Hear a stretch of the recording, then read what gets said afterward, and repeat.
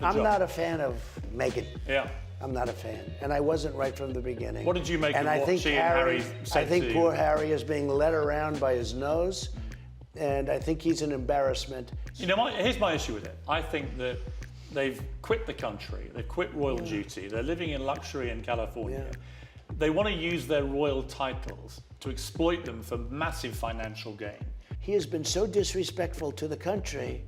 The only thing I disagree with the Queen on, probably one of the only things ever, is that I think she should have said, if that's your choice, fine, but you no longer have titles, you no longer, and frankly, don't come around. So I want to know what's going to happen when Harry decides he's had enough of being bossed around, or maybe when she decides that she likes some other guy better. I want to know what's going to happen when it ends. Welcome back to Clout Therapy, where we break down the wildest celebrity drama with zero filter. Today, we're diving into a story that's got everyone talking. Prince Harry, Meghan Markle, and yes, Donald Trump. The internet is buzzing over whether Harry's really whipped, if Trump could actually push for Harry's deportation, and the jaw-dropping claim that Queen Elizabeth herself once confided in Trump about Meghan. Yeah, this isn't politics. This is straight-up celebrity feud energy.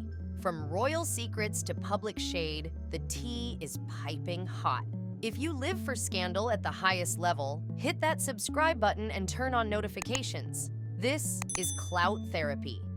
Donald Trump is never one to hold back, but even by his standards, this one turned heads. He went on record saying Prince Harry is whipped like no person I've ever seen. And just like that, the internet lit up. Harry is whipped. Do you know the expression whipped? I'm familiar with the I won't phrase. use the full expression, but Harry is whipped like no person I think I've ever seen. Headlines everywhere, fans arguing in comment sections, Twitter threads dissecting every word. Some people laughed, agreeing that Harry's personality has completely flipped since Meghan came into his life. They point to the days when Harry was the wild, rebellious prince, the one sneaking out of clubs, cracking jokes, serving in the military, living like the spare who didn't care.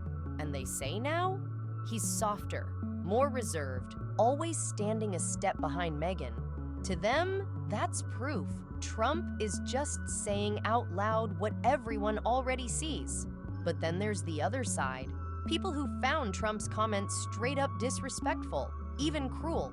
They say Harry has grown, that marriage and fatherhood naturally change a man, that stepping away from the chaos of the royal family was about survival, not weakness, and that calling him whipped isn't clever. It's just a cheap way to insult Meghan, because let's be real, that's who Trump was really aiming at. Critics argue this has always been the playbook. Paint Meghan as controlling, Harry as powerless, and keep the narrative alive.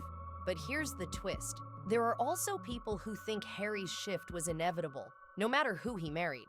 That after decades of being in the spotlight, the scandals, the paparazzi, the trauma of losing his mother, something was bound to break. Meghan just became the face of that change.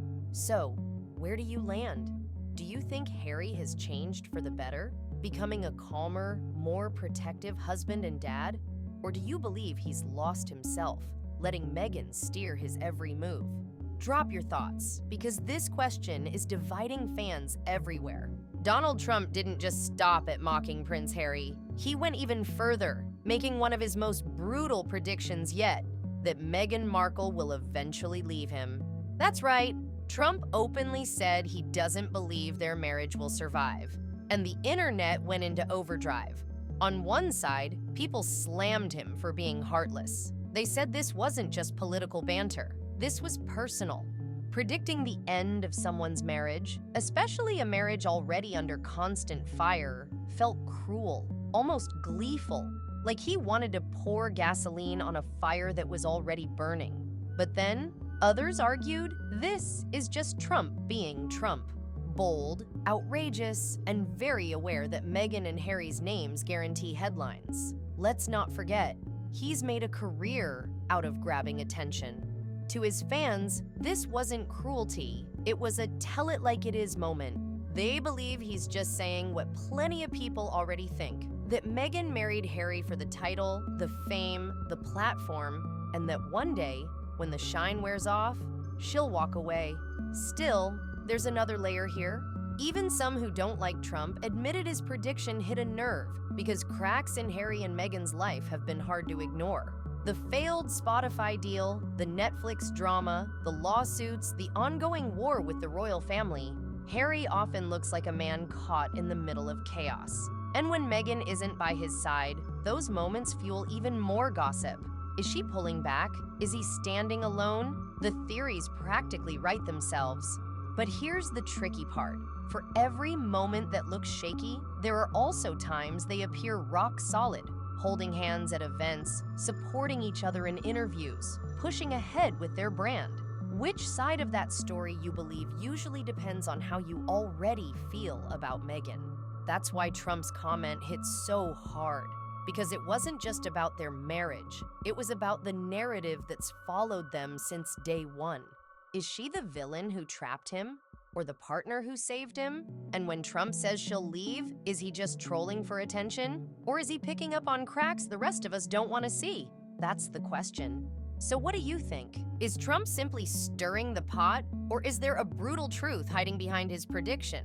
Donald Trump has brought Queen Elizabeth into the mix more than once, and every time, it sparks controversy.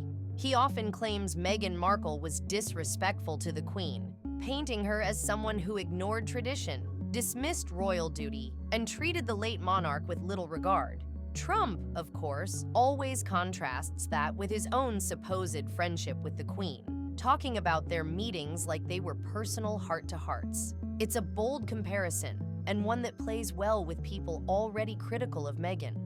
But here's the catch. Trump has never actually provided proof that the Queen personally confided her feelings about Meghan to him. No letters, no recordings, no real evidence, just his word. And that's where the tension sits. Some believe him, seeing it as confirmation of Meghan's so-called disrespect. Others think it's nothing more than Trump building himself up and dragging Meghan down in the process. The truth is, we may never know what Queen Elizabeth really thought. But one thing's for sure, invoking her name keeps this feud alive, and it adds a layer of drama that makes the story even harder to ignore. Donald Trump didn't hold back when it came to Harry and Meghan's titles. He flat out said Queen Elizabeth should have stripped them of everything. The Duke and Duchess labels, the status, the connection to the monarchy. And you can imagine the headlines that followed. To Trump, keeping the titles while living in California, doing Hollywood deals, and throwing shade at the royal family was pure hypocrisy. He's not the only one who thinks that way either. Plenty of critics have argued the couple can't have it both ways, royal privilege without royal duty.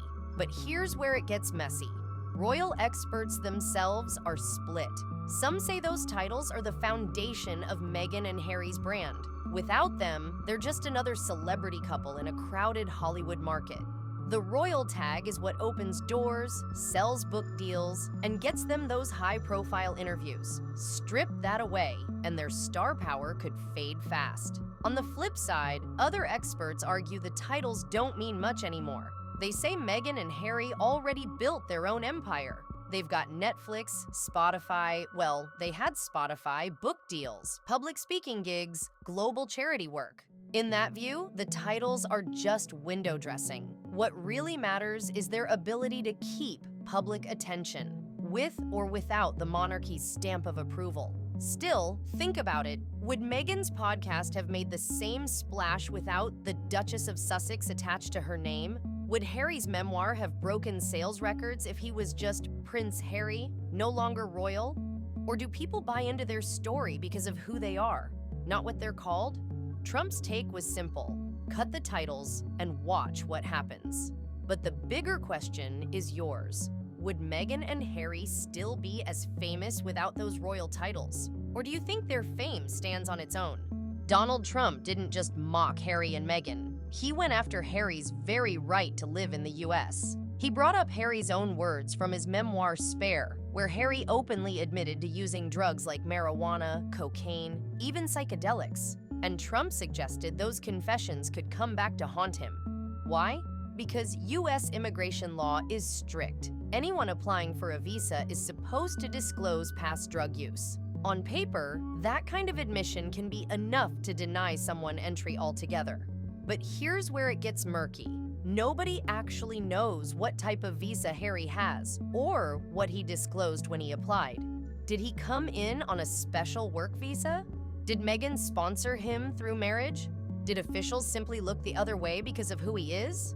Those details are private, and immigration cases aren't exactly open books. Legal experts say the system has wiggle room. Some argue Harry's celebrity status and security concerns almost guarantee exceptions. Others point out that immigration officials could, in theory, reopen his case if there's political pressure to do so. And that's what makes Trump's comments sting. Supporters say he's highlighting a real risk, that Harry's high-profile confessions could give authorities a reason to dig. Critics say it's nothing more than political theater, Trump tossing out a juicy soundbite to rile up his base and drag Harry and Meghan back into the headlines. Still, it raises a big what if. Could the Duke of Sussex actually be deported from California?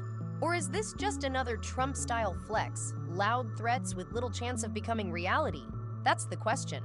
So, do you think Trump is serious about pushing Harry out of the US? Or is he just flexing his influence and chasing attention?